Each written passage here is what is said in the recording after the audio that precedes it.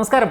C Malayalam ന്യൂസിൽ ഇന്നത്തെ അതിഥി തിരുവഞ്ചൂർ രാധാകൃഷ്ണൻ സാറാണ്. നമുക്കറിയാം, കൂടുതൽ അദ്ദേഹത്തെ വിശേഷങ്ങളൊന്നും ആവശ്യമില്ല. നമുക്കൊക്കെ അറിയാം, കേരളത്തിലെ ഒരു വലിയ പൊളിറ്റിക്സിനാണ്. നമസ്കാരം സാർ. ഓക്കെ, എന്തായാലും ഈ ഇൻ്റർവ്യൂവിൽ ആദ്യം തന്നെ സാറിൻ്റെ ഒരു പൊളിറ്റിക്കൽ ലൈഫിലേക്ക് നമുക്ക് ആദ്യം കടന്നില്ല. എങ്ങനെയാണ് പൊളിറ്റിക്കലിലേക്ക് എത്തുന്നത്? എങ്ങനെയായിരുന്നു? യഥാർത്ഥത്തിൽ ഒരു നാച്ചുറലായിട്ടുള്ള എൻട്രി ആയിരുന്നു. ഞാൻ സ്കൂളിൽ പഠിക്കുന്ന കാലത്ത് KSU ആയിരുന്നു. ഞാൻ സ്കൂളിൽ KSUവിൻ്റെ ലീഡറായിരുന്നു. അവിടെ സ്കൂൾ ലീഡറായി, സ്വാഭാവികമായിട്ട് സ്കൂൾ ലീഡറായി കഴിഞ്ഞതിന് ശേഷം KSUവിൽ അംഗത്വം എടുത്തു. അത് മുതൽ മുമ്പോട്ട് പിന്നെ ഈ ഒരേ ചാനലിൽ തന്നെയാണ് വന്നിട്ടുള്ളത്. ഇവിടെ സ്കൂൾ ജീവിതം കഴിഞ്ഞാൽ ഈ കോളേജിൽ പോയപ്പോൾ കോളേജ് യൂണിയൻ്റെ ചെയർമാനായി, കോളേജ് യൂണിയൻ്റെ ഭാരവാഹിയായി, യൂണിവേഴ്സിറ്റി യൂണിയൻ്റെ ചെയർമാനായി, യൂണിവേഴ്സിറ്റി യൂണിയൻ്റെ മറ്റ് ആക്ടിവിറ്റികളിലെല്ലാം സജീവമായി പങ്കെടുത്തു. അവിടെ നിന്ന് KSUവിൻ്റെ പ്രസിഡൻ്റായി, യൂത്ത് കോൺഗ്രസിൻ്റെ പ്രസിഡൻ്റായി, എല്ലാ പടവുകളും കയറിയാണ് ഞാൻ പോന്നിട്ടുള്ളത്. അതുകൊണ്ട് സംഭവബഹുലമായിരുന്നു എൻ്റെ വിദ്യാർത്ഥി ജീവിതം എന്ന് പറയുന്നതായിരിക്കും ശരി. നമ്മളെക്കൊണ്ടാവുന്ന രൂപത്തിൽ ഒരു വിദ്യാർത്ഥിക്ക് കിട്ടാവുന്നതിൻ്റെ മാക്സിമം എല്ലാ അവസരങ്ങളും കിട്ടിപ്പോന്നിട്ടുള്ളൊരു വ്യക്തിയാണ് ഞാൻ. അതൊരു കഠിനാധ്വാനം തന്നെയാണ്. എല്ലാവരും അതിൽ പ്രോത്സാഹിപ്പിച്ചു. കാരണം ഈ അധ്വാനിക്കുന്ന വിദ്യാർത്ഥികളെയും വിദ്യാർത്ഥി നേതാക്കളെയും സമൂഹം നന്നായിട്ട് അക്സെപ്റ്റ് ചെയ്യും. അതിൻ്റെ ഒരു ഗുണഫലം കിട്ടിയിട്ടുള്ളൊരു വ്യക്തിയാണ് ഞാൻ. സത്യത്തിൽ ജീവിതത്തിൻ്റെ ഒരു ദുരിതമില്ലാത്ത കാലഘട്ടം വളരെ ചുരുക്കമായിരുന്നു. പക്ഷേ ഇപ്പോൾ സാറ്റിസ്ഫാക്ഷൻ ഉണ്ട്. അങ്ങനെ വളരെ ദുരിതപൂർണമായ പശ്ചാത്തലത്തിലൂടെ വന്നതുകൊണ്ട് ഏത് കഠിന പ്രയത്നം നടത്താനും ഒരു ബുദ്ധിമുട്ടുമില്ല എന്നുള്ള നിലയിലാണ് ഞാനിപ്പോൾ വന്നുപെട്ടിരിക്കുന്നത്. ഈ വിദ്യാർത്ഥി രാഷ്ട്രീയം എന്ന് പറയുമ്പോൾ അന്നത്തെ നമുക്കറിയാം, ഈ സമരങ്ങൾ, ബഹളങ്ങളൊക്കെ അന്ന് ഒരുപാട് അടി കിട്ടിയിട്ടുണ്ടോ പോലീസ് ലാത്തിചാർജ്? നാച്ചുറൽ അല്ലേ. കാരണം ഒരു ഫീൽഡിൽ വെച്ചുണ്ടാകുന്ന അങ്ങോട്ടും ഇങ്ങോട്ടുള്ള സംഘർഷം നമുക്ക് പ്രവചിക്കാൻ പറ്റില്ല. അത് സ്വാഭാവികമായിട്ടും അവിടെ വിദ്യാർത്ഥി സംഘടനകൾ തമ്മിലുള്ള ഒരു മത്സരമായിരിക്കാം, അല്ലെങ്കിൽ പോലീസും വിദ്യാർത്ഥികളും തമ്മിലുള്ള മത്സരമായിരിക്കാം, പല രൂപത്തിലായിരിക്കാം. എന്ത് വന്നാലും ശരി, ഇല വന്ന് മുള്ള വീണാലും മുള്ളു വന്ന് ഇല വീണാലും പരിക്ക് പറ്റുന്ന ഇലയ്ക്കാണ്. പരിക്ക് പറ്റുന്ന വിദ്യാർത്ഥി നേതാക്കന്മാർക്ക് തന്നെയാണ്. ആ കൂട്ടത്തിൽപ്പെട്ട ഒരു വ്യക്തിയാണ് ഞാൻ. എന്നെപ്പോലെ പരശതം ആളുകളുണ്ട്. ഞാനും അതിനകത്തൊന്നായി എന്ന് മാത്രമേ ഉള്ളൂ. ഈ ജയിലിൽ കിടക്കേണ്ടി വന്നിട്ടുണ്ടോ? നമുക്ക് ജയിലിൽ കിടന്നിട്ടുണ്ട്. ജയിലിൽ കിടക്കുക എന്ന് പറയുന്നത് നമ്മൾ മോഷണക്കുറ്റമൊന്നും നടത്തിയല്ലോ. നമ്മളുടെ മനസ്സിൽ ശരി എന്ന് തോന്നിയ കൺവിൻസ്ഡ് ആയിട്ടുള്ള കാര്യത്തിന് വേണ്ടി നമ്മൾ ഫൈറ്റ് ചെയ്തു. അത് ഈ സമൂഹത്തിന് വേണ്ടിയാണ്. സ്വാഭാവികമായിട്ടും ഭരണത്തിനോടൊപ്പം നിൽക്കുന്ന ആളുകൾ നമ്മളെ നേരിടുന്നതിന് വേണ്ടി ശ്രമിക്കും. ഞങ്ങളതിനെ റെസിസ്റ്റ് ചെയ്യുകയും ചെയ്യും. അതൊരു കേസിലോട്ട് പോകും, അത് പിന്നീട് ജയിലിലോട്ട് പോകും. ആ നിലയിലാണ് വന്നിട്ടുള്ളത്. ഇതൊന്നും നമ്മളുടെ ക്രിമിനൽ ആക്ടിവിറ്റി കൊണ്ടല്ല, അല്ലെങ്കിൽ നമ്മളുടെ ഒരു അൾട്ടീരിയർ മോട്ടീവിന് വേണ്ടിയല്ല. നമ്മളുടെ ഒരു കൺവിക്ഷനുണ്ട്. ആ കൺവിക്ഷൻ അനുസരിച്ച് നമ്മൾ മുന്നോട്ട് പോയതാണ്. അപ്പോൾ സ്വാഭാവികമായിട്ട് ഇതുപോലുള്ള പ്രതിസന്ധികൾ വരും. അതിനെ നേരിടുകയല്ലാതെ വേറെ മാർഗ്ഗമില്ല. ഒളിച്ചോടാൻ പറ്റില്ല. കാരണം നമ്മൾ വിദ്യാർത്ഥി സമൂഹമായിട്ടല്ലേ മുന്നോട്ട് പോകുന്നത്. അവരെ മുന്നോട്ട് കൊണ്ടുപോകുമ്പോൾ ഒരു കൺഫ്രണ്ടേഷൻ വന്നു കഴിഞ്ഞാൽ അവരെ വഴിയിലിട്ടതിന് ശേഷം നമുക്ക് വേറെ വഴിക്ക് പോകാൻ പറ്റുമോ? അപ്പോൾ നമ്മളെ ക്രെഡിബിലിറ്റി പോകില്ലേ? ആ ക്രെഡിബിലിറ്റി കാത്തു സൂക്ഷിക്കുന്നതിന് വേണ്ടിയാണ് എത്ര വിഷമങ്ങളുണ്ടായാലും ശരി അതിൻ്റെ മധ്യത്തിൽ നിന്ന് അത് അനുഭവിക്കുക എന്നുള്ളതല്ലാതെ മറ്റൊരു പോംവഴിയുമില്ല എന്ന് വിശ്വസിക്കുന്ന ഒരു പൊതുപ്രവർത്തകനാണ് ഞാൻ. ആ പാതയിലൂടെയാണ് വന്നിട്ടുള്ളത്. പിന്നെ യൂത്ത് കോൺഗ്രസിലേക്ക് എത്തുമ്പോൾ കൂടുതൽ ശക്തമായ ഒരു ധീരനായ ഒരു നേതാവിനെയാണ് KSUവിന് കാണാൻ കഴിഞ്ഞത്, യൂത്ത് കോൺഗ്രസിനൊക്കെ കാണാൻ കഴിഞ്ഞത്. യൂത്ത് കോൺഗ്രസിനകത്തും ഏറ്റവും നന്നായിട്ട് ഞങ്ങൾ വളർന്നു വന്ന ഒരു കാലഘട്ടത്തിൻ്റെ ആവശ്യമുണ്ട്. ആ ആവശ്യത്തിനൊത്ത് നല്ല കൃത്യതയോടുകൂടി മുന്നോട്ട് പോയിട്ടുണ്ട്. അതിലൊക്കെ നമുക്ക് മെൻ്റൽ സാറ്റിസ്ഫാക്ഷനേ ഉള്ളൂ. എനിക്ക് തോന്നുന്ന കേരളത്തിൽ ഏറ്റവും കൂടുതൽ തെക്ക് നിന്ന് വടക്കോട്ടും വടക്ക് നിന്ന് തെക്കോട്ടും പദയാത്ര നടത്തിയിട്ടുള്ള ഒരു യൂത്ത് കോൺഗ്രസ് പ്രസിഡൻ്റായിരുന്നു ഞാൻ. അതിന് കാരണങ്ങളുമുണ്ട്. പക്ഷേ ഏറ്റവും കൂടുതൽ ഈ കഷ്ടപ്പാടിൻ്റെ മധ്യത്തിലൂടെ പോകാൻ എനിക്കൊരു മടിയും തോന്നിയിട്ടില്ല. അത് നമ്മുടെ ജീവിതത്തിൻ്റെ ചെറുപ്പം മുതലാണ്. ഞാൻ 16 കിലോമീറ്റർ നടന്നാണ് സ്കൂളിൽ പോയി പഠിച്ചത്. ആ ഒരു പശ്ചാത്തലവും ആ ഒരു എക്സ്പീരിയൻസും ഇന്നും ജീവിതത്തിലെ ഒരു ഭാഗമായി ഞാൻ കാത്തു സൂക്ഷിക്കുകയാണ്. സത്യത്തിൽ നമ്മളുടെ പൊതുപ്രവർത്തന രംഗത്തെ നിധി എന്ന് പറയുന്നത് അതുപോലുള്ള അനുഭവങ്ങളാണ്. ആ അനുഭവങ്ങൾ നമ്മളുടെ ഒരു ഏറ്റവും വലിയ പ്രത്യേകതയായി ഏത് കഠിന ബുദ്ധിമുട്ടിനെയും നേരിടുന്നതിനുള്ള ഒരു ചങ്കുറപ്പായി തോന്നിയിട്ടുണ്ട് എന്നാണ് എൻ്റെ വിലയിരുത്തൽ. അത് എനിക്ക് തോന്നുന്നു മണ്ഡലത്തിൽ എല്ലാവർക്കും അറിയാം. കാരണം എപ്പോൾ വിളിച്ചാലും ഒരു ആക്സസിബിൾ ആയിട്ടുള്ള ഒരു നേതാവ്, ഏത് കാര്യത്തിനും മുന്നിട്ടിറങ്ങുന്ന ഒരു നേതാവ്. അത് എനിക്ക് തോന്നുന്നു മണ്ഡലത്തിലെ ജനങ്ങൾ 100% അത് മനസ്സിലാക്കിയെന്ന് തോന്നുന്നു. നിശ്ചയമായിട്ടും. കാരണം മണ്ഡലത്തിലെ ജനങ്ങൾ അവർക്ക് വേണ്ട കാര്യങ്ങളോടൊപ്പം നിൽക്കണം എന്നുള്ളത് ആഗ്രഹിക്കുന്നത്. അതിന് രാവും പകലും ഇല്ല. അവരുടെ ആവശ്യം എപ്പോഴാണോ വരുന്നത് അപ്പോഴാണ് അവർ വിളിക്കുക. അതിനോട് നമുക്ക് റെസ്പോണ്ട് ചെയ്യുക എന്നുള്ളത് അവർ നമ്മളിൽ നിന്ന് ആഗ്രഹിക്കുന്ന ഒരു പ്രവർത്തനമാണ്. ആ പ്രവർത്തനം ചെയ്യാൻ നമുക്ക് തയ്യാറാവണം. അല്ല പിന്നെ നമ്മൾ പൊതുപ്രവർത്തനത്തിന് പോകരുത്. നമ്മളിപ്പോൾ ഒരു റിസോർട്ടിൽ താമസിക്കുന്നത് പോലെയോ എക്സ്കർഷന് പോകുന്നത് പോലെയോ അല്ലല്ലോ. നമ്മളൊരു കഠിന പാത തിരഞ്ഞെടുത്താണ്. ആരും നമ്മളിൽ ഇമ്പോസ് ചെയ്തതല്ല. നമ്മൾ സ്വയം തിരഞ്ഞെടുത്ത ഒരു പാതയാണ്. ആ പാതയിൽ ഇതുപോലുള്ള ഒത്തിരി പ്രശ്നങ്ങൾ വരും. അതിനെ നമുക്ക് ഭംഗിയായി നമ്മളെ വിശ്വസിക്കുന്ന ജനങ്ങൾക്ക് വിശ്വാസ്യത വളർത്തത്തക്ക വിധത്തിലും നിലപാടെടുക്കുക എന്നുള്ളതല്ലേ ചെയ്യേണ്ടത്. ഈ യൂത്ത് കോൺഗ്രസിൻ്റെ സമയത്തൊക്കെ ഒരു ഇൻസ്പിറേഷൻ എന്തായിരുന്നു ഈ ഒരു തീപ്പൊരി നേതാവാനുള്ള? അപ്പോൾ അതിൽ ഇൻസ്പിറേഷൻ എന്ന് പറയുന്നത് ഞങ്ങൾ വന്നത് KSUവിലൂടെയല്ലേ. KSUവിലൂടെ വന്നു കഴിയുമ്പോൾ സ്വാഭാവികമായിട്ടും ഒരു സ്റ്റുഡൻറ്റ് മാസാണ് നമ്മളോടൊപ്പം നിൽക്കുന്നത്. ആ സ്റ്റുഡൻറ്റ് മാസിൻ്റെ ആവേശം നമ്മളിലും അറിയാതെ തന്നെ പ്രസരിക്കും. അതോടുകൂടി അവിടെ നിന്നാണ് യൂത്ത് കോൺഗ്രസിലോട്ട് പോകുന്നത്. അപ്പോൾ ആ പഴയ പശ്ചാത്തലത്തിൽ നിന്ന് നമുക്ക് വ്യതിചലിക്കാൻ പറ്റില്ല. നമ്മൾ പോയി ആ പാതയിൽ നിന്നൊരു സ്റ്റെപ്പ് പോലും തെറ്റാൻ പറ്റില്ല. അതുകൊണ്ട് തന്നെ അതേ ആവേശത്തോടു കൂടി മുന്നോട്ട് പോകാനാണ് ശ്രമിച്ചിട്ടുള്ളത്. അത് കറക്റ്റായി എന്ന് വിശ്വസിക്കുന്ന ഒരു വ്യക്തിയാണ് ഞാൻ. ഇപ്പോഴത്തെ ഒരു യൂത്ത് കോൺഗ്രസ് സമരവും അന്നത്തെ ഒരു സമരവും, അന്ന് പറഞ്ഞാൽ ഭയങ്കര തീപ്പൊരി പ്രസംഗങ്ങളും അതുപോലെ തീപ്പൊരി ജാഥകളൊക്കെ നടത്തിയുള്ളൊരു സമരമായിരുന്നു. ഈ കാലത്തിനനുസരിച്ച് ആശയങ്ങളൊക്കെ വ്യതിയാനം വരും. അങ്ങനെ എന്തെങ്കിലും യൂത്ത് കോൺഗ്രസ് നിലവിൽ ഇപ്പോഴത്തെ KSUവിലൊക്കെ കാണാൻ കഴിഞ്ഞിട്ടുണ്ടോ? ഇഷ്യൂസാണ് ഏറ്റവും പ്രധാനപ്പെട്ടത്. നമ്മളൊരു കാര്യത്തിനകത്ത് ആവേശത്തോടു കൂടി മുന്നോട്ട് പോകണമെങ്കിൽ നമ്മൾ ഉന്നയിക്കുന്ന ആ ഇഷ്യൂ സമൂഹം അക്സെപ്റ്റ് ചെയ്യുന്നതായിരിക്കണം. ഞങ്ങളെടുത്തിട്ടുള്ളത് അതല്ല. അതുപോലുള്ള കാര്യമായതുകൊണ്ട് ജനങ്ങൾക്കും താല്പര്യമാണ്. ജനങ്ങളുടെ താല്പര്യം കാണുമ്പോൾ നമ്മളും അറിയാതെ തന്നെ ആവേശത്തിലാകും. അതുകൊണ്ട് ഒരു ഇഞ്ച് പോലും നമുക്ക് പുറകോട്ട് പോകാൻ പറ്റാതെ വരും. ഞങ്ങൾ 2 രൂപത്തിലുള്ള സമീപനം എടുത്തിട്ടുണ്ട്. ഒന്ന്, ജനങ്ങളുടെ പ്രശ്നത്തിന് വേണ്ടി ഒരു പൊരുതുന്ന ഒരു മുഖം, അതിനുവേണ്ടി നമ്മൾ മുന്നോട്ട് പോകുക. അതോടൊപ്പം തന്നെ ക്രിയാത്മകമായ ഒരു നിലപാട് കൂടി എടുത്ത് പോകുക. ഇപ്പോൾ ഓണത്തിനൊരു പറഞ്ഞല്ല, മറ്റ് ഞങ്ങൾ എതിർക്കുന്ന ഒരു രാഷ്ട്രീയ കക്ഷിയുടെ മുന്നണിയുടെ ഗവൺമെൻറ്റാണ് ഉണ്ടായിരുന്നത്. പ്രപ്പോസൽ വെച്ചു. ആരോ പ്രപ്പോസൽ ശ്രീ M.N. ഗോവിന്ദൻ നായരെ പോലെയുള്ള പരിണിതപ്രജ്ഞനായ ഒരു മന്ത്രി, അദ്ദേഹം വെച്ച പ്രപ്പോസലാണ്. ഞങ്ങൾ ആ പ്രപ്പോസലിനോട് പോസിറ്റീവായി പ്രതികരിച്ചു എന്ന് മാത്രമല്ല, അതിനുള്ള സാഹചര്യങ്ങളും നന്നായി വന്നു. MKK നായർ അന്ന് FSCTയുടെ ചെയർമാനാണ്. അദ്ദേഹം ആവശ്യമായിട്ടുള്ള ഹെൽപ്പ് ചെയ്യാമെന്ന് പറഞ്ഞു. അങ്ങനെ വിത്തായി വളമായി സാഹചര്യങ്ങളായി ഞങ്ങളെല്ലാം കൂടി അത് കോർഡിനേറ്റ് ചെയ്തു. ആ കോർഡിനേഷൻ കേരളത്തിൽ വിദ്യാർത്ഥി സംഘടന രംഗത്ത് ഒരു ഡീവിയേഷനായിരുന്നു, ഒരു പോസിറ്റീവായ ഡീവിയേഷൻ. അങ്ങനെ ഞങ്ങൾ വയലിൽ നിന്ന് കൊണ്ടുവന്ന ആ എൻവയർമെൻറ്റ് അത് കേരളത്തിൽ അപ്പാടെ അംഗീകരിച്ചു. ആ അംഗീകാരം നമ്മുടെ മനസ്സിലുണ്ടാക്കിയ സാറ്റിസ്ഫാക്ഷൻ ചെറുതല്ല. അങ്ങനെയാണ് നമ്മൾ മുന്നോട്ട് പോയിട്ടുള്ളത്. ഈ ഓരോ വിജയങ്ങളും മുന്നോട്ടുള്ള ചവിട്ടുപടിയായി മുന്നേറിക്കൊണ്ടിരുന്നു. അതെ, നിശ്ചയമായിട്ടും അതങ്ങനെയാണല്ലോ. നമ്മളിപ്പോൾ ഒരു വിജയമായാലും പരാജയമായാലും നമ്മൾ എടുക്കുന്ന കോഴ്സ് കറക്റ്റാണോ എന്നുള്ളതാണ് പ്രശ്നം. ചിലപ്പോൾ പരാജയപ്പെട്ട സമരങ്ങളുണ്ടാകാം. പക്ഷെ നമ്മുടെ കോഴ്സ് കറക്റ്റാണ് എന്ന് വരികിൽ ഇന്നല്ലെങ്കിൽ നാളെ ഈ സമൂഹം അവിടെ പോയി നിൽക്കും എന്ന് നമുക്ക് നല്ല വിശ്വാസമുണ്ട്. അതുകൊണ്ട് നമ്മൾ ഇമ്മീഡിയറ്റ് ആയിട്ടുള്ള വിജയം എന്നുള്ളതിനേക്കാൾ അപ്പുറത്ത് നമ്മൾ എടുക്കുന്ന ഒരു കോഴ്സിനകത്തെ ആത്മാർത്ഥത, ജനങ്ങളുടെ റിസപ്റ്റിവിറ്റി, അതെല്ലാം നന്നായി ഉൾക്കൊണ്ടുകൊണ്ട് മുന്നോട്ട് പോയിട്ടുള്ള ഒരു പൊതുപ്രവർത്തകരുടെ ശൃംഖലയിലൊരു വ്യക്തിയാണ് ഞാൻ. നമ്മൾ ആ കാലഘട്ടത്തിൽ ഒന്ന് തിരിച്ചു പോകുക വെച്ചാൽ അന്ന് ആരൊക്കെയായിരുന്നു കൂടെ ഉണ്ടായിരുന്നു ഈ സമരരംഗത്തൊക്കെ മുൻപന്തിയിലൊക്കെ? അന്ന് ഈ കേരള രാഷ്ട്രീയത്തിലെ തലമുതിർന്ന ആളുകൾ, ഇന്ന് തലമുതിർന്ന് നിൽക്കുന്ന മുഴുവൻ ആളുകളും അന്നത്തെ വിദ്യാർത്ഥി സംഘടനാ നേതൃത്വത്തിലുള്ള വന്നവരാണ്. ഇന്ന് പ്രായാധിക്യത്തോടു കൂടി ഇരിക്കുന്നവരുണ്ട്, ആവേശത്തോടു കൂടി നിൽക്കുന്നവരുണ്ട്, അഡ്വൈസറി നേച്ചറിൽ നിൽക്കുന്നവരുണ്ട്. ഈ സമൂഹത്തിൻ്റെ ഒരു പ്രതലം ഞങ്ങൾക്ക് അനുകൂലമായി വന്നിട്ടുള്ള ആളുകൾ, ആ തലമുറ തന്നെ ഏറ്റവും ശക്തമായ രൂപത്തിലുള്ള പ്രവർത്തനം നടത്തുന്നതിന് നമുക്ക് സാഹചര്യം ഉണ്ടാക്കി തന്നിട്ടുണ്ട്. 91 നിയമസഭയിലേക്ക് എത്തുന്നത്. അന്ന് മുതൽ ഇന്ന് വരെ യാത്ര ഇങ്ങനെ തുടർന്നുകൊണ്ടിരിക്കുന്നു. ആദ്യ തിരഞ്ഞെടുപ്പ് ഓർമ്മകൾ എങ്ങനെയായിരുന്നു 91? ആദ്യ തിരഞ്ഞെടുപ്പ് ഞാൻ മത്സരിച്ചത് അടൂരിൽ നിന്നാണ്. അടൂരിൽ നിന്ന് CPMൻ്റെ ഒരു സിറ്റിംഗ് മെമ്പറെയാണ് ഞാൻ നേരിടേണ്ടി വന്നത്.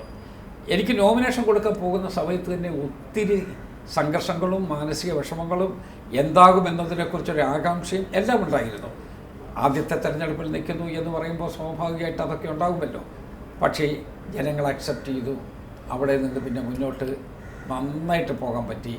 ഇന്ന് വരെ 34 വർഷക്കാലമായി ഒരു വിഷമവും ഇല്ലാതെ ജനങ്ങൾ നമ്മളെ കാത്തു സൂക്ഷിക്കുന്നുണ്ട്. ആ ഒരു കാലഘട്ടത്തിലെ തിരഞ്ഞെടുപ്പും കഴിഞ്ഞ തവണ മത്സരിച്ചപ്പോൾ ആ കാലഘട്ടത്തിലെ തിരഞ്ഞെടുപ്പും വലിയ മാറ്റങ്ങൾ സാങ്കേതികപരമായിട്ടടക്കം വലിയ രീതിയിൽ മാറ്റങ്ങളുണ്ട്. ആ കാലത്തിനൊപ്പം സഞ്ചരിക്കാൻ കഴിഞ്ഞിട്ടുണ്ടോ? ഉണ്ട്. സാങ്കേതികമായി ഇന്നിപ്പോൾ എല്ലാം ഡേറ്റ ഐ ഡി അടിസ്ഥാനത്തിലാണ് കാര്യങ്ങൾ നോക്കുന്നത്. മറ്റതല്ലല്ലോ. നമ്മുടെ കയ്യിലിരിക്കുന്ന വോട്ടർ പട്ടിക, നമ്മുടെ കൂടെ നിൽക്കുന്ന പ്രവർത്തകർ, അവരെടുക്കുന്ന ആത്മാർത്ഥമായിട്ടുള്ള പ്രവർത്തനം, നമ്മളതിൻ്റെ കോർഡിനേഷൻ, അതിനേക്കാൾ കൂടുതൽ ഇതിൻ്റെ സൂത്രധാരകത്വം നടത്തിക്കൊണ്ടിരിക്കുന്ന വിദഗ്ധരായിട്ടുള്ള ആളുകൾ എല്ലാവരും കൂടി ചേർന്നുള്ള ഒരു മുന്നേറ്റമാണ് നടക്കുന്നത്. ഇന്നതല്ല. ഇന്ന് കമ്പ്യൂട്ടറും ഡേറ്റയും അതിൻ്റെ അടിസ്ഥാനത്തുള്ള നടപടികളും മാത്രമായി നിൽക്കുകയാണ്. സോഷ്യൽ മീഡിയ ഒരു ആയുധമായി വിനിയോഗിക്കുകയാണ്. അത് ഭസ്മീകരിക്കുന്നതിന് വേണ്ടി വിനിയോഗിക്കും, ആളിനെ ഉയർത്തി പറയുന്നതിന് വേണ്ടിയും വിനിയോഗിക്കും. അപ്പോൾ ഇന്ന് ആളുകളെ സെൽഫായിട്ട് സെല്ല് ചെയ്യുന്ന ഒരു കാലമാണ്. അത് നിന്നുകൊടുത്താൽ മതി. അവരെ സെല്ല് ചെയ്യുക, അവരെ യഥാർത്ഥത്തിൽ പ്രൊജക്ഷനിലേക്ക് കൊണ്ടുപോവുക എന്നുള്ളതിന് പ്രത്യേക സംവിധാനങ്ങളുള്ളൊരു കാലത്താണ് നമ്മൾ നിൽക്കുന്നത്. കാലം തമ്മിൽ വ്യത്യാസമുണ്ട്. AI എന്ന പുതിയ സാങ്കേതികവിദ്യ വരുമ്പോൾ വരുംകാല തെരഞ്ഞെടുപ്പിൽ ഒരു പക്ഷേ ഏറ്റവും വലിയ പ്രചരണായുധമായി മാറാൻ സാധ്യതയുണ്ടല്ലേ? അതുണ്ടാകാം. ഇപ്പം നമ്മൾ വെസ്റ്റേൺ രാജ്യങ്ങളിൽ കാണുന്നില്ലേ, അവിടെ ഇപ്പോൾ സത്യം പറയാൻ പൊതുയോഗമൊന്നുമില്ലല്ലോ. അവിടെയുള്ളതെല്ലാം ടെലിവിഷനിലൂടെയും അല്ലെങ്കിൽ മറ്റ് ഇലക്ട്രോണിക് മാധ്യമങ്ങളിലൂടെയല്ലേ അവരുടെ പ്രചരണമെല്ലാം പോകുന്നത്. അവിടെയൊന്നും ഒരു പോസ്റ്റർ പൊട്ടിക്കാറില്ല. നമ്മളിവിടെ കാണുന്ന പോലെ ജാഥകൾ വരാറില്ല. അവിടെ ബാനർ കെട്ടാറില്ല, കൊടിമരം പൊക്കാറില്ല. പക്ഷേ അവരുടെ പ്രചരണം പോകുന്ന വേറെ ലൈനിലാണ്. ഇന്നിപ്പോൾ നമ്മുടെ രാജ്യത്തും അതുപോലെ സാവകാശം നീങ്ങിക്കൊണ്ടിരിക്കുകയാണ്. പെട്ടെന്ന് ഞാൻ പറയുന്നില്ല. ഇന്നത്തെ തലമുറ അല്ലെങ്കിൽ അടുത്ത തലമുറ അവർ നേരിടാൻ പോകുന്ന തെരഞ്ഞെടുപ്പ് പ്രചരണം എന്നുള്ളത് യഥാർത്ഥത്തിൽ ഇന്നുള്ളതിനേക്കാൾ വ്യത്യസ്തമാകും. ആ രൂപത്തിലേക്ക് പോകണം. പക്ഷേ അതിൻ്റെ പ്രശ്നം കൂടിയുണ്ട്. അതിൻ്റെ പ്രശ്നം എന്താ? ആളുകൾ വോട്ടർ പട്ടികയിലുള്ള അംഗത്വം ഉള്ള ആളുകൾ അവരിലെല്ലാവരും വോട്ട് ചെയ്യാൻ പോകണമെന്നില്ല. തൃപ്തിയുള്ള ആളുകൾ മാത്രമേ വോട്ട് ചെയ്യൂ. ആരെയും തൃപ്തിയില്ലെന്ന് ഒരിക്കലും നോട്ടയ്ക്ക് വോട്ട് ചെയ്യും. ആ നിലയിലേക്ക് കാര്യങ്ങൾ മാറി. പക്ഷേ അന്നതല്ല. പണ്ടത്തെ കാലത്ത് എല്ലാ പ്രവർത്തകരും എല്ലാ കൂടെ നിൽക്കുന്ന ആളുകളും അവരെല്ലാം വോട്ട് ചെയ്യാൻ പോകും. പോളിംഗ് പെർസെൻറ്റേജ് 80+ ആയിട്ട് അങ്ങോട്ട് മാറും. ഇന്നതല്ലല്ലോ. വിദ്യാഭ്യാസം കൂടുതലുള്ള പ്രദേശങ്ങളിൽ പോളിംഗ് പെർസെൻറ്റേജ് ചിലപ്പോൾ 60 അതിൽ താഴെയോ ആകുകയാണ്. ആ വ്യത്യാസം കൂടി നമ്മൾ കാണണം. സാറ് പഠിക്കുന്ന സമയത്തൊക്കെ ഈ റാഗിങ് കേസുകളൊക്കെ കോളേജുകളിലൊക്കെ ഉണ്ടായിരുന്നു.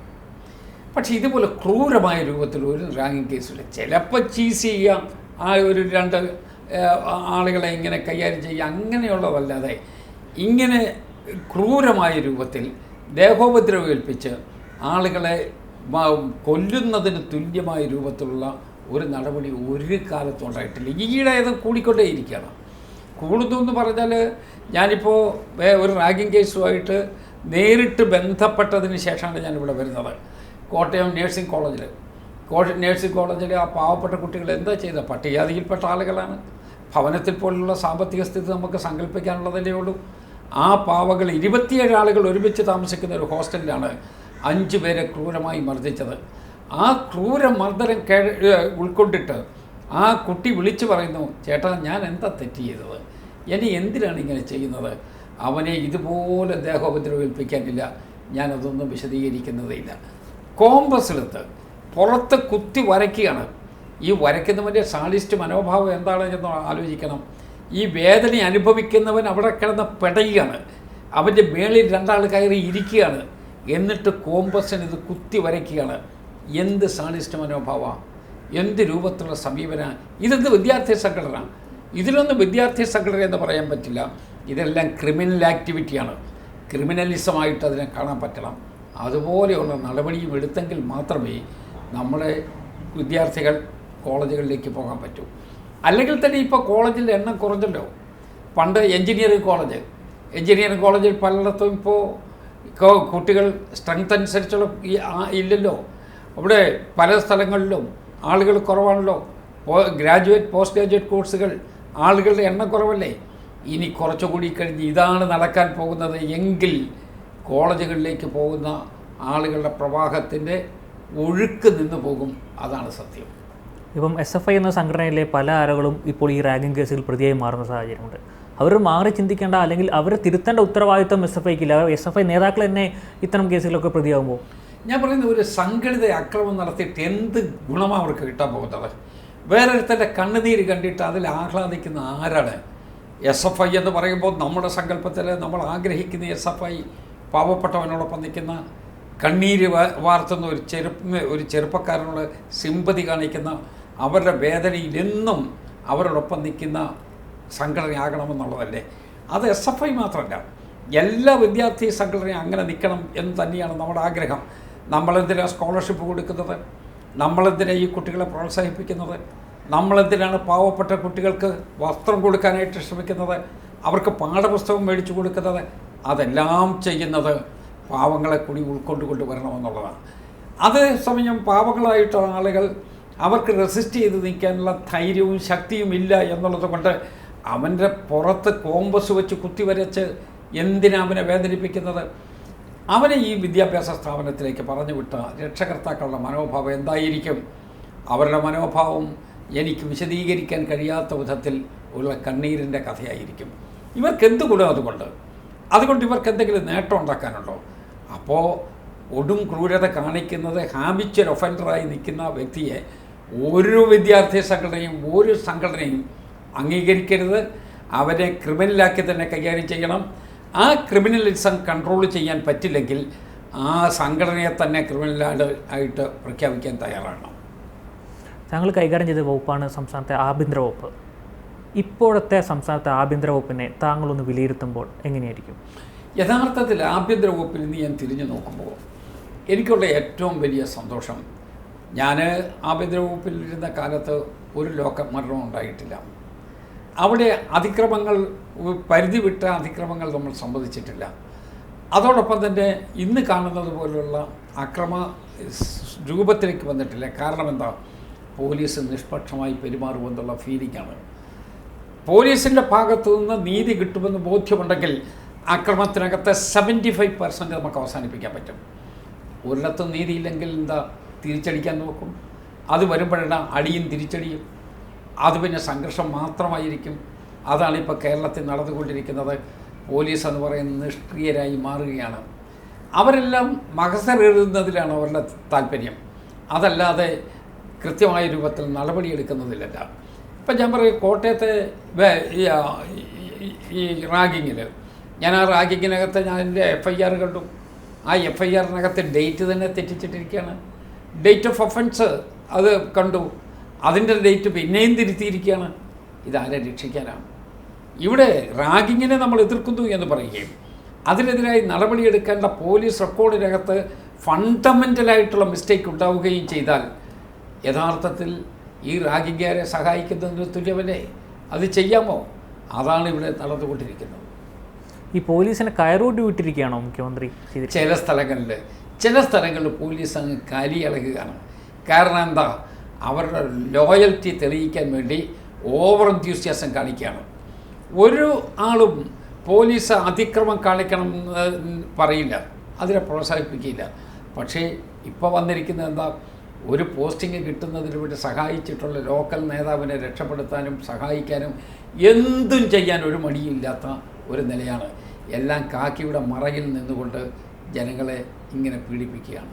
മുഖ്യമന്ത്രി അല്ലെങ്കിൽ ആഭ്യന്തര വകുപ്പ് ഒരു പരാജയമാണെന്ന് നമുക്ക് പറയാമല്ലേ? മുഖ്യമന്ത്രി സ്വയം വിലയിരുത്തേണ്ട കാര്യമാണ്. എന്തിനാണ് മുഖ്യമന്ത്രി ഇതുപോലുള്ള കാര്യത്തിൽ കണ്ണടച്ചു കൊടുക്കുന്നത്? എന്തിനാണ് ഒരു സംസ്ഥാനത്തെ മുഖ്യമന്ത്രി ഈ നിലയിൽ നിശബ്ദനായി നിൽക്കുന്നത്? അദ്ദേഹം പറയുന്ന കാര്യങ്ങളല്ലല്ലോ നടക്കുന്നത്. റാഗിങ്ങിനെതിരാണ് എന്ന് അദ്ദേഹം പറഞ്ഞു. പക്ഷേ മിനിയാന്ന് റാഗിങ് നടന്നില്ലേ? തിരുവനന്തപുരം പട്ടണത്തിൽ തന്നെ നടന്നില്ലേ? കാര്യവട്ടത്ത് എല്ലാ ദിവസവും നടക്കില്ലേ? പുറത്ത് വാർത്തകൾ വരാത്ത വിധത്തിൽ കോളേജുകളിൽ നടക്കുന്ന എന്താ സംഭവങ്ങൾ എന്നുള്ളത് ജനങ്ങൾക്കറിയാം. പക്ഷേ തിരുവനന്തപുരത്തെ ഭരണാധികാരികൾക്കറിയില്ല. അങ്ങനെ കേരളത്തിലാകമാനം കൈറൂരി വിട്ട ഒരു വിധത്തിൽ ഒരുപറ്റം ആളുകൾ അരഭ്രാന്തന്മാരെ പോലെ പെരുമാറിയാൽ ഈ കേരളം എവിടെ പോയി നിൽക്കും? എവിടെയാണ് അതിനെ നിയന്ത്രിക്കേണ്ടത്? അതിനെ പിടിച്ചു കെട്ടേണ്ടത് സ്വാഭാവികമായിട്ടും അധികാരത്തിലിരിക്കുന്ന ആളുകളാണ്. അവരൊന്നും ചെയ്യുന്നില്ല. മൗനി ബാബ എന്നൊരു മട്ടിൽ അവരിതൊന്നും കാണാതെ കേൾക്കാതെ നിശബ്ദമായി നിൽക്കുകയാണ്. താങ്കൾ വീണ്ടും ഒരു ആഭ്യന്തര വകുപ്പ് മന്ത്രിയാകുകയാണെങ്കിൽ എന്ത് പരിഷ്കാരമായിരിക്കും ഇനി കൊണ്ടുവരാൻ പോകുന്നത്? ഞാനങ്ങനെ സാങ്കല്പിക ചോദ്യങ്ങൾക്ക് ഉത്തരം പറയുന്നില്ല. പക്ഷേ എൻ്റെ മനസ്സിലെ ആഗ്രഹമുള്ള ഒരു ആഭ്യന്തര വകുപ്പ് മന്ത്രിയുണ്ട്. അത് നീതിയോടുകൂടി പെരുമാറുന്ന ആളാണ്. ആരായാലും ശരി, അനീതിക്കെതിരായി പൊരുതാൻ പറ്റത്തക്ക വിധത്തിലുള്ള ഒരു വ്യക്തി ആയിരിക്കണം ആഭ്യന്തര വകുപ്പ് മന്ത്രി എന്നുള്ളതാണ് എൻ്റെ വിശ്വാസം. അതിന് കാരണമുണ്ട്. ഇവിടെ ലക്ഷോപലക്ഷം ആളുകൾ അവരുടെ ഏറ്റവും വലിയ സംരക്ഷകനെന്ന രൂപത്തിൽ കാണുന്ന ആരെയാണ്? കേരളത്തിലെ പോലീസിനെയും ആ പോലീസിനെ നിയന്ത്രിക്കുന്ന ഭരണകൂടത്തെയാണ്. ആ ഭരണകൂടത്തിനോടൊപ്പം നിൽക്കുന്നതാണ് ആഭ്യന്തര വകുപ്പ് മന്ത്രി. ആ ആഭ്യന്തര വകുപ്പ് മന്ത്രി തന്നെ തലതിരിഞ്ഞു പോയാലോ, ചങ്ങലയ്ക്ക് ഭ്രാന്ത് പിടിച്ചാലോ, അപ്പം ജനങ്ങളുടെ വിശ്വാസം ഇവിടെ പോകും, ആ അപ്പാടെ അത് തകർന്നു പോകും. അതുകൊണ്ട് എൻ്റെ സങ്കല്പത്തിൽ ഞാൻ ആഗ്രഹിക്കുന്ന ഒരു ആഭ്യന്തര വകുപ്പ് മന്ത്രിയുണ്ട്. അത് ഞാനല്ല, ഏത് വ്യക്തി ആഗ്രഹിക്കുന്നുണ്ട്. അവന് നീതി കിട്ടണം, അന്യായം വേണ്ട, ജീവിക്കാനുള്ള അവസരം വേണം, സ്വത്തിനും ജീവനും സംരക്ഷണം വേണം, ബന്ധുജനങ്ങളെ ഉപദ്രവിക്കരുത് കാര്യമില്ലാതെ. ഇതുപോലുള്ള സാമാന്യ കാര്യങ്ങളല്ലേ നമ്മൾ ആഗ്രഹിക്കുന്നത്. ഇന്ന് ആ കാര്യങ്ങൾ എന്തെങ്കിലും നടക്കുന്നുണ്ടോ എന്ന് ആലോചിച്ചാൽ മതി. താങ്കൾ ആഭ്യന്തര വകുപ്പ് മന്ത്രി എന്ന സമയത്തായിരുന്നു TP വധക്കേസ് നടക്കുന്നത്, ഈ പ്രതികളെ പിടികൂടുകയും ഒക്കെ ചെയ്തിരിക്കുന്നത്. പക്ഷേ നമ്മൾ കണക്കുകൾ പരിശോധിക്കുമ്പോൾ 7 വർഷത്തിൽ 3 വർഷത്തിലധികം സമയത്ത് പ്രതികളൊക്കെ പുറത്താണ്. ഒപ്പം തന്നെ കാസർഗോഡുള്ള ശരത്ലാൽ വധക്കേസിലെ ആളുകളൊക്കെ ജാമ്യത്തിലിറങ്ങാനുള്ള നടപടിയും സ്വീകരിക്കുകയാണ്. 7 വർഷത്തെ 3 വർഷവും പരോളിൽ പോകാൻ അനുവദിച്ച ഒരു ഗവൺമെൻറ് അവരായിരുന്നു ഇൻവെസ്റ്റിഗേഷൻ നടത്തിയെങ്കിൽ ഈ കേസ് ഇവിടെ പോയി നിൽക്കുമല്ലോ. കേസ് നടത്തി, കോടതിയുടെ മുമ്പിലെത്തി, കോടതി ശിക്ഷിച്ചു, അങ്ങനെ അവർ ജയിലിലോട്ട് പോയി. ആ സമയത്ത് ഗവൺമെൻറ് മാറി, അധികാരത്തിൽ വന്ന ആളുകൾ അധികാരത്തിലിരുന്നപ്പോൾ അവർ അപ്പാടെ പുറത്തോട്ടൊക്കെ ഇറക്കി വിട്ടു. ഞാൻ ചോദിക്കുന്ന, അവരായിരുന്നു ഇൻവെസ്റ്റിഗേഷൻ നടന്ന കാലത്ത് കേരളത്തിലെ ഭരണമെന്ന് വരികിൽ എവിടെ പോയി നിൽക്കുമായിരുന്നു? വാദി പ്രതിയാകുമായിരുന്നില്ലേ? എനിക്കൊത്തിരി ഇൻസ്റ്റൻസ് അറിയാം. കാരണം ഈ കേസ് കലക്കിക്കളയാൻ വേണ്ടി, ഈ കേസ് ഒന്നുമല്ല എന്ന് വരുത്താൻ വേണ്ടി, ഇത് വെറും വസ്തുതർക്കമാണ് എന്ന് വരുത്തുന്നതിന് വേണ്ടി ഒക്കെ ശ്രമിച്ചിട്ടുള്ള ആ കാലഘട്ടത്തിലെ വമ്പന്മാരുടെ സ്റ്റേറ്റ്മെൻറ്റുകൾ എൻ്റെ മനസ്സിലുണ്ട്. അതൊന്നുമല്ല എന്നെനിക്കറിയാമല്ലോ. അതൊന്നും ആയിരുന്നില്ല. ഒരാളിനെ കൊല്ലാൻ വേണ്ടി കുറച്ച് നാളായി നടത്തിക്കൊണ്ടിരുന്ന കൊലപാതക ശ്രമത്തിൻ്റെ അവസാനത്തെ എക്സിക്യൂഷനായിരുന്നു TP ചന്ദ്രശേഖരൻ്റെ വധം. ഇനി അടുത്ത കേസിലും ശരത്ലാൽ വധക്കേസിലെ പ്രതികളെയും അത്തരത്തിൽ ജാമ്യത്തിലിറങ്ങാനുള്ളൊരു നടപടിയാണ് ആലോചിക്കുന്നത് സർക്കാർ. അതുതന്നെയാണ് ഞാൻ പറഞ്ഞത്. ഈ ജയിലിനകത്ത് കിടക്കേണ്ടവർ അവിടെ കിടക്കണ്ടേ? എന്തിനാണ് കോടതി ശിക്ഷിച്ചത്?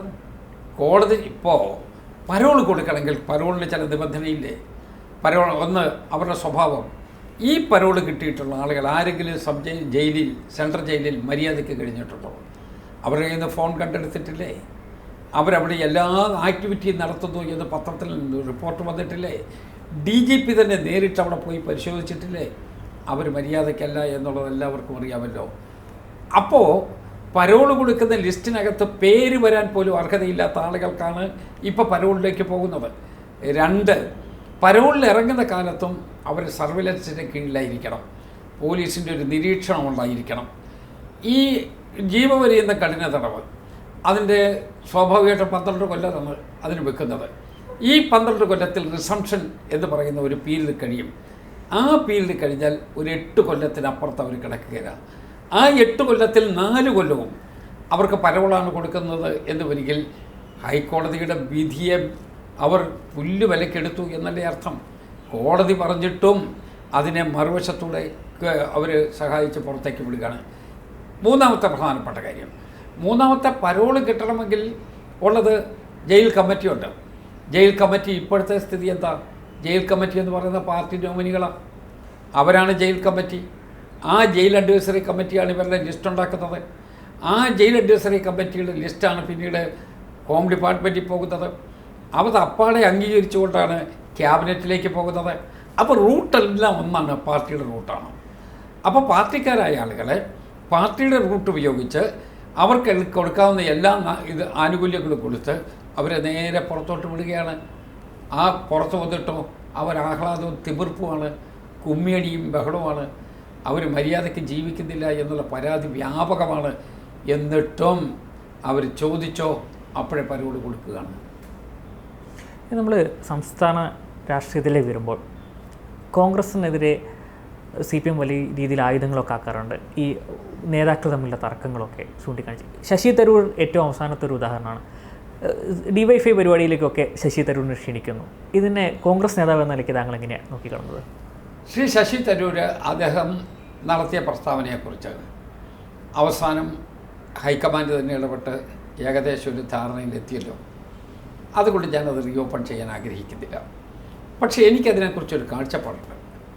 നമ്മൾ ദീർഘകാലമായി കാത്തിരുന്ന ഒരു തെരഞ്ഞെടുപ്പിലേക്ക് പോകണം. കഴിഞ്ഞ പ്രാവശ്യം തന്നെ ജയിക്കുമെന്നുള്ള പ്രതീക്ഷയായിരുന്നു ജനാധിപത്യ വിശ്വാസികൾക്കുണ്ടായിരുന്നത്. പക്ഷേ തിരിച്ചടിയായി. നമുക്ക് കിട്ടിയ സീറ്റ് തന്നെ നേരത്തെ ഉണ്ടായിരുന്നതിനേക്കാൾ കുറവാണ്.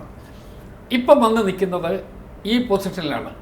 അപ്പോൾ ഇവിടെ നിന്ന് മുന്നോട്ട് പോകണം. അപ്പോൾ ഒന്ന് പാർട്ടി മാത്രമല്ല, പാർട്ടിയെ സഹായിക്കുന്ന ഒരു മുന്നണിയുണ്ട്. അപ്പോൾ പാർട്ടിക്കും മുന്നണിക്കും ഒരുപോലെ അക്സെപ്റ്റബിളായിട്ടുള്ള നിലയെല്ലാം നമ്മൾ കാര്യങ്ങൾ കൊണ്ടുപോകാൻ പറ്റും. ഇന്ത്യയിൽ ഏത് സ്ഥലത്താണെങ്കിലും കോൺഗ്രസ് ഒറ്റയ്ക്ക് മത്സരിക്കുന്ന സ്ഥലങ്ങളാണെന്നൊരിക്കൽ മുന്നണിയെ നോക്കേണ്ട, പാർട്ടിയെ നോക്കിയാൽ മതി. ഇവിടെ മുന്നണിയും കൂടെ നിൽക്കുകയല്ലേ. അപ്പോൾ ഈ ടോട്ടൽ ഫാബ്രിക്കിന് കേടുപാടുണ്ടാകുന്ന രൂപത്തിൽ നമ്മൾ സമീപനം എടുക്കരുതല്ലോ. ആ സമീപനത്തെക്കുറിച്ചായിരിക്കാം അദ്ദേഹത്തോട് പറഞ്ഞതെന്ന് ഞാൻ കണക്കാക്കുകയാണ്. പക്ഷേ അദ്ദേഹത്തിൻ്റെ പിന്നീടുള്ള റിയാക്ഷൻ പോസിറ്റീവാണ്. അദ്ദേഹം അതൊക്കെ നിർത്തി ഈ പാർട്ടിയുടെ എല്ലാ കാര്യങ്ങളിലും അവർ മുന്നോട്ട് പോവുക. നമ്മുടെ നമ്പർ 1 ശത്രു ആരാ? സ്വന്തം പാർട്ടിക്കാരാ. നമ്മുടെ എല്ലാ വിഷമത്തിലും നമുക്ക് വേണ്ടി നിൽക്കേണ്ടതും നമുക്ക് വേണ്ടി ഫൈറ്റ് ചെയ്യേണ്ടതും മറ്റാളുകളുടെ മുമ്പിൽ തല ഉയർത്തി സംസാരിക്കേണ്ടത് നമ്മുടെ പാർട്ടിക്കാരാണ്. നമ്മളുടെ പാർട്ടിയെ കുത്തിയാൽ മറ്റു പാർട്ടിക്കാർക്കാണോ ഗുണം, അതെയോ നമ്മുടെ പാർട്ടിക്കാണോ ഗുണം? നമ്മുടെ പാർട്ടിക്കാരുടെ അവരുടെ എല്ലാ വിധത്തിലുള്ള വിഷമങ്ങളും വർദ്ധിച്ചു വരികയല്ലേ ഉള്ളൂ. അങ്ങനെ ചെയ്യാമോ? അവർക്കൊരു ആത്മധൈര്യം നഷ്ടപ്പെടുകയില്ലേ? നേതൃത്വം ചെയ്യേണ്ടത് എന്താ? ആ ആത്മധൈര്യത്തെ സംരക്ഷിച്ചു കൊടുക്കുക എന്നുള്ളതാണ്. പാർട്ടി കേഡറാണ്. പാർട്ടിക്കാർ എന്നുള്ളതിനേക്കാൾ അപ്പുറത്ത് പാർട്ടി കേഡറാണ്. ഒരു കേഡറിൻ്റെ ആത്മധൈര്യം നഷ്ടപ്പെട്ടാൽ അത്രയും കുറവ് നമുക്ക് വരുമല്ലോ. കാർപ്പറ്റ് ബോംബ് ഇടുന്നത് പോലെ എല്ലാ ആളുകളുടെയും ആത്മധൈര്യം നഷ്ടപ്പെടുന്ന രൂപത്തിൽ നമുക്ക് പോകാൻ പറ്റില്ലല്ലോ. ഹൈക്കമാൻഡിൽ നിന്ന് തന്നെ ഒരു വാക്ക് പറഞ്ഞിട്ടുണ്ട്, ഇനി ഇതിനെക്കുറിച്ചൊരു ചർച്ചയ്ക്കാരും പോകരുതെന്ന്. ഞാനതുകൊണ്ട് ശ്രീ ശശി തരൂരിൻ്റെ കാര്യത്തിൽ അതൊരു ഫുൾ സ്റ്റോപ്പിലെത്തിയ കാര്യമാണ്. ഹൈക്കമാൻഡിൻ്റെ മുമ്പിൽ ചെന്നതാണ്. രാഹുൽജിയുടെ അടക്കമുള്ള നേതാക്കന്മാർ അതിനെക്കുറിച്ച് പരിശോധിച്ചിട്ടുണ്ട്. ഇനി ഞാനതിനെക്കുറിച്ച് ഒരു കാര്യവും പറയുന്നില്ല. പക്ഷേ പാർട്ടിയെ സംബന്ധിച്ചുള്ള എൻ്റെ ഒരു ജനറൽ അസസ്മെൻറ്റ് ഞാൻ പറഞ്ഞു എന്ന് മാത്രമേ ഉള്ളൂ. അപ്പം സാറ് നേരത്തെ പറഞ്ഞു, ഒരു കേഡറിന് എന്തെങ്കിലും വിധിച്ചാലുണ്ടെങ്കിൽ അത് പാർട്ടിയെ മൊത്തത്തിൽ ബാധിക്കും. പലപ്പോഴും VD സതീശനും KS സുധാകരനും തമ്മിൽ പലപ്പോഴും അഭിപ്രായ വ്യത്യാസങ്ങൾ പുറത്തു വരാറുണ്ട്. ഇത് താഴെത്തട്ടിലുള്ള ഘടകത്തെ ബാധിക്കില്ലേ? എനിക്ക് തോന്നുന്നു അത് ഇഷ്യൂസ് അല്ല. അപ്പോൾ ഉണ്ടാകുന്ന കാര്യങ്ങളെ സംബന്ധിച്ച് ഈ സ്പോണ്ടേനിയസ് റിയാക്ഷൻ എന്നുള്ളതല്ലേ ഉള്ളൂ. അതിനേക്കാൾ അപ്പുറത്തൊന്നുമില്ല. അപ്പോൾ ഉണ്ടാകുന്ന ഓരോ കാര്യം അതിനകത്ത് ഒരു സ്പോണ്ടേനിയസ് റിയാക്ഷൻ, അത് പിന്നെ പത്രങ്ങൾ അങ്ങോട്ട് നന്നായിട്ട് കൊട്ടിഘോഷിക്കും. അപ്പോൾ അങ്ങനെ വരുമ്പോഴേക്കും വലിയ കൺഫ്യൂഷനാണെന്ന് തോന്നും. എല്ലാം ശാന്തമായി പോകല്ലേ. നമുക്കൊരു ലക്ഷ്യമുണ്ട്. നമ്മുടെ ലക്ഷ്യം എന്താ? നമ്മളെ വിശ്വസിച്ച് നിൽക്കുന്ന ജനവിഭാഗങ്ങൾക്ക് സംരക്ഷണം കൊടുത്തുകൊണ്ട് അടുത്ത തെരഞ്ഞെടുപ്പിൽ കേരളത്തിൽ ഐക്യജനാധിപത്യ മുന്നണിയുടെ ഒരു ഗവൺമെൻറ് ഉണ്ടാകണം. ആ ഗവൺമെൻറ് ഉണ്ടാക്കാനുള്ള നമ്മുടെ പരിശ്രമത്തിൽ ഒരു റൂട്ട് പോലും പാഴായി പോകരുത്. ഒരു നടപടി പോലും അതിനെതിരായി വരരുത്. അതെല്ലാം ശാന്തമായി പോകണം. എങ്കിൽ മാത്രമേ ലക്ഷ്യപ്രാപ്തിയിലെത്തൂ. അല്ലെങ്കിൽ നമ്മൾ ആ ലക്ഷ്യത്തിലെത്താതെ പോകും. അതിൻ്റെ ഒരു ട്രയൽ റൺ ആയിരിക്കും തദ്ദേശ സ്വയംഭരണ തെരഞ്ഞെടുപ്പ്. ആണല്ലോ, ഉറപ്പാണല്ലോ. തദ്ദേശ സ്വയംഭരണ തെരഞ്ഞെടുപ്പ് ഇപ്പോൾ അത് നമ്മളുടെ ഇമ്മീഡിയറ്റ് ആയിട്ടുള്ള നമ്മളുടെ ഒരു നിലയിൽ വന്ന് നിൽക്കല്ലേ. അത് കഴിഞ്ഞാൽ സബ്സിക്വൻ്റ് ആയിട്ട് നിയമസഭാ തെരഞ്ഞെടുപ്പ് കൂടി വരികയല്ലേ. അതുകൊണ്ട് ഈ തെരഞ്ഞെടുപ്പുകളെല്ലാം നമുക്ക് ജയിക്കണം. തെരഞ്ഞെടുപ്പിൽ തോറ്റിട്ട് നീതിബോധം പറഞ്ഞിട്ട് കാര്യം വല്ലതുണ്ടോ? അല്ലെങ്കിൽ അതിന് ടെക്നിക്കലായിട്ടുള്ള മറുപടി പറഞ്ഞിട്ട് കാര്യമുണ്ടോ? ജയിച്ചോ തോറ്റയോ? അതാ പ്രധാനപ്പെട്ട പ്രശ്നം. ഏറ്റവും കൂടുതൽ വോട്ട് കിട്ടുന്നവൻ ജയിക്കും, അല്ലാത്തവൻ തോക്കും. തോറ്റതിന് നീതീകരണം കണ്ടിട്ട് കാര്യമില്ല. ജയിക്കാനുള്ള ഒരു നീതിബോധത്തോടു കൂടി നമുക്ക് മുന്നോട്ട് പോകണം. അപ്പോൾ തന്നെ ഈ മുഖ്യമന്ത്രി ചർച്ച കോൺഗ്രസിനകത്ത് അത് വലിയ രീതിയിൽ പാർട്ടിയെ ബാധിക്കുന്നുണ്ട്. കാരണം അങ്ങനെ ഒരു സംഭവം ഇല്ലെങ്കിൽ കൂടിയും അത് ഉണ്ടാക്കിയെടുക്കുന്ന പ്രതീതി വലുതാണ്. ഇല്ല, അതെല്ലാം നിർത്തിവെക്കാൻ പറഞ്ഞല്ലോ. ഹൈക്കമാൻഡ് പറഞ്ഞല്ലോ. ഹൈക്കമാൻഡിൻ്റെ അഭിപ്രായം പുറത്തു വന്നതിന് ശേഷം പിന്നീട് ആരും അതിനെക്കുറിച്ച് പറയുന്നില്ലല്ലോ. ഇതിലൊക്കെ ഒരു ടൈമില്ലേ? ഞാൻ ഒരു ടൈമുണ്ടല്ലോ. ആ ടൈം ഏതാ? തെരഞ്ഞെടുപ്പ് കഴിഞ്ഞ്, ഇലക്ഷൻ കഴിഞ്ഞ് നമ്മൾക്ക് MLA-മാരൊക്കെ ഗവൺമെൻറ് ഫോം ചെയ്യാനുള്ള തലത്തിൽ സ്ട്രെങ്ത് വന്നു കഴിഞ്ഞാൽ ആലോചിക്കേണ്ട കാര്യമല്ലേ? അതാ ഹൈക്കമാൻഡ് ഓർമ്മിപ്പിച്ചത്. അത് കറക്റ്റുമാണ്. അതുവരെ ചെയ്യേണ്ടത് എന്താ? നമ്മളുടെ നമ്പറാണ്, നമ്പർ ഗെയിമാണ്. നമ്പർ കൂട്ടാനുള്ള ശ്രമം നടക്കണം. 72+ അതിലോട്ട് എത്തണ്ടായി. അതെത്തിയാലും പറന്ന് അങ്ങനെ ഒരു ഗവൺമെൻറ് മുന്നോട്ട് പോകാൻ വളരെ ബുദ്ധിമുട്ടുണ്ടാകുമെന്നുള്ളത് കേരളത്തിൻ്റെ പഴയ എക്സ്പീരിയൻസ് നോക്കിയാൽ അറിയാം. അതുകൊണ്ട് അതിനേക്കാൾ അപ്പുറത്തേക്ക് ഒരു സ്റ്റേബിൾ ഗവൺമെൻറ് അത് കേരളത്തിൽ വരണം. അത് വരത്തക്ക വിധത്തിലുള്ള നടപടിയെടുക്കണം. ഈ കേരള കോൺഗ്രസ് മാണി വിഭാഗം വരുമോ, തിരിച്ചു വരുമോ UDF-ലേക്ക്? അതൊക്കെ അപ്പുറം ഇപ്പുറമുള്ള ആക്ഷനും റിയാക്ഷനും പോലെ നിൽക്കും. അവർ ജനാധിപത്യ ചേരിയിൽ നിന്ന ആളുകളാണ്.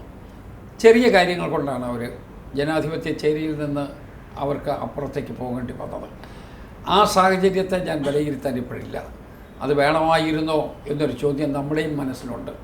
അത് ശരിയായില്ല എന്ന് വിശ്വസിക്കുന്ന കേരളത്തിലെ ഒട്ടനവധി ആളുകളുണ്ട്. ഇനി ഒരു പുനരേകീകരണത്തിൻ്റെ നടപടി ഉണ്ടോ എന്നുള്ള ക്വസ്റ്റ്യൻ അത് പക്ഷേ ചർച്ചയ്ക്ക് പോകുന്നവരും ചർച്ചയ്ക്ക് ഇരിക്കേണ്ടവരും ഒക്കെ തമ്മിൽ പരസ്പരം ഉണ്ടാകേണ്ട ഒരു ധാരണയാണ്. അതിനെക്കുറിച്ച് ഞാനിപ്പോൾ പറയുന്നത് ശരിയല്ല. എന്നാൽ ഇരുകൈ നീട്ടി സ്വീകരിക്കാൻ തയ്യാറാണ്. അത് വരട്ടെ അതിൻ്റേതായ രൂപത്തിൽ. അതൊക്കെ ഡിസ്കഷനിനകത്ത് വരേണ്ട കാര്യമാണ്. ഒരു ബൈലാറ്ററൽ ഡിസ്കഷനിൽ മാത്രമേ അത് തീരത്തുള്ളൂ. അതൊരു പ്രസ് സ്റ്റേറ്റ്മെൻറ്റിൽ കൂടിയോ അതല്ലെന്ന് വരികിൽ ഇങ്ങനെയുള്ളൊരു സംവാദത്തിലൂടെയോ തീരുന്ന പ്രശ്നമല്ല. അത് ബൈലാറ്ററൽ ഡിസ്കഷനിലാണ്. ആ ഡിസ്കഷനിലൂടെ മാത്രമേ അതിന് പരിഹാരം ഉണ്ടാകുള്ളൂ. അത് അതിൻ്റേതായ മുറയ്ക്ക് പോകട്ടെ. ഈ പലപ്പോഴും നമ്മൾ സംശയം തോന്നുന്ന കാര്യം, കേരളത്തിൽ 2 പ്രതിപക്ഷ നേതാവുണ്ടോയെന്ന ഒരു സംശയമുണ്ട്. കാരണം പ്രതിപക്ഷ നേതാവ് VD സതീശൻ ചെയ്യേണ്ട പല കത്തുകൾ അയക്കലും ഒക്കെ ചെന്നിത്തല ചെയ്യുന്നു. അത് സാരമില്ല. സീനിയർ, അത്രയും സീനിയർ താരം എന്ന് പറയുമെങ്കിൽ സാറും വലിയ സീനിയറാണ്. അല്ലെ, കത്താരെഴുതിയാലും ചെല്ലുന്ന ഒരു സ്ഥലത്തല്ലേ. നമ്മൾ ആര് കത്തെഴുതിയാലും ശരി ചെല്ലുന്ന ഒരു സ്ഥലത്തല്ലേ.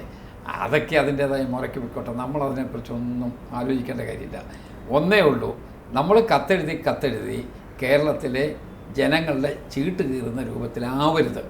അതിനു വേണ്ടിയുള്ള ശ്രമം നടത്തും. ഇത് പലർക്കും ഉള്ളൊരു മുന്നറിയിപ്പ് കൂടിയാണെന്ന് തോന്നുന്നു സാറിൻ്റെ വാക്കുകൾ കേൾക്കുമ്പോൾ അങ്ങനെ തോന്നുന്നു. ഇന്ന് ലീഗിൻ്റെ ഒരു യോഗം ഉണ്ടായിരുന്നു. അതിൽ ഒരു വിമർശനം ഉയർന്നത് ഈ തർക്കങ്ങൾ പരിഹരിക്കാൻ കോൺഗ്രസ് നേതാക്കൾ ശ്രമിക്കുന്നില്ല, മുന്നണിക്കകത്താണെങ്കിലും കോൺഗ്രസിനകത്താണെന്നൊരു വിമർശനം അവർ ചർച്ചയായിട്ട് ഉയർന്നിട്ടുണ്ട്. അങ്ങനെ എന്തെങ്കിലും സാറിൻ്റെ ശ്രദ്ധയിൽപ്പെട്ടിട്ടുണ്ട്? തർക്കം പരിഹരിക്കും. ഒത്തിരി തർക്കങ്ങൾ നമ്മൾ പരിഹരിച്ചിട്ടുണ്ട്. കുറേയധികം തർക്കങ്ങൾ. ഇപ്പം എൻ്റെ മുമ്പിലേക്ക് റെഫർ ചെയ്തിട്ടുള്ള ചില തർക്കങ്ങളുണ്ട്. അതിനൊക്കെ ഏറെക്കുറെ പരിഹാരം ഉണ്ടായിട്ടുണ്ട്. അതോടൊപ്പം തന്നെ താഴെയും മേളിലുമായിട്ട് നമ്മുടെ പാർട്ടിക്കകത്ത് ഒരു ടീം നേതാക്കന്മാരുണ്ടല്ലോ, അവരുടേതായ തലത്തിൽ നോക്കി അതിനൊക്കെ പരിഹാരം ഉണ്ടാക്കുന്നത് പരിഹരിക്കുന്നുണ്ട്. പരിഹരിക്കാത്ത ഏതെങ്കിലും ഒരു കാര്യം പുറത്തുണ്ടാകാം, ഇല്ലെന്ന് ഞാൻ പറയുന്നില്ല. അതും പരിഹരിക്കണം.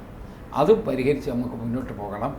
നമ്മളൊരു തെരഞ്ഞെടുപ്പിലേക്ക് പോകുന്നതിന് തൊട്ട് മുമ്പ് ഒരു തർക്കവും അവശേഷിക്കാത്ത വിധത്തിൽ ക്ലീൻ സ്ലേറ്റിൽ നമ്മുടെ മുന്നണിക്ക് മുന്നോട്ട് പോകാൻ പറ്റണം. ഇനി പഞ്ചായത്ത് തെരഞ്ഞെടുപ്പിൽ ആ ഒരു ശക്തി പ്രകടനം UDF-ൻ്റെ കാണാൻ കഴിയണമെങ്കിൽ അതിനു മുമ്പ് ചില എക്സർസൈസും കൂടെ ചെയ്യണം. ആ എക്സർസൈസ് സ്വാഭാവികമായിട്ടും ചെയ്യും എന്നാണ് എൻ്റെ വിശ്വാസം. അടിയന്തരമായി അങ്ങനെ എന്ത് മാറ്റമാണ് അല്ലെങ്കിൽ എന്ത് പ്രവർത്തനമാണ് ചെയ്യേണ്ടത് കോൺഗ്രസിനകത്തും UDF-നകത്തും? പ്രവർത്തനത്തിന് മാറ്റം വേണ്ട. പ്രവർത്തനം ഇതേ രൂപത്തിൽ തന്നെ അതുകൊണ്ട്, പക്ഷേ ചടുലമായ പ്രവർത്തനം. നമ്മുടെ പ്രസൻസ് ജനങ്ങൾക്ക് ബോധ്യപ്പെടണം. നമ്മൾ നീതിപൂർവ്വമാണ് നിൽക്കുന്നത് എന്നൊരു ബോധ്യം ഉണ്ടാകണം. കോൺഗ്രസ് ലീഡേഴ്സ്, മുന്നണി ലീഡേഴ്സ് ക്രെഡിബിൾ ലീഡേഴ്സാണ് എന്ന് ജനങ്ങളുടെ മുമ്പിൽ നല്ല ധാരണ ഉണ്ടാകണം. അതിന് തടസ്സമായി ഒന്നും ഉണ്ടാകരുത്. വളരെ നന്ദി സാർ, ഇത്രയും നേരം സി മലയാളം ന്യൂസിനോട് പ്രതികരിച്ചത്. Thank you.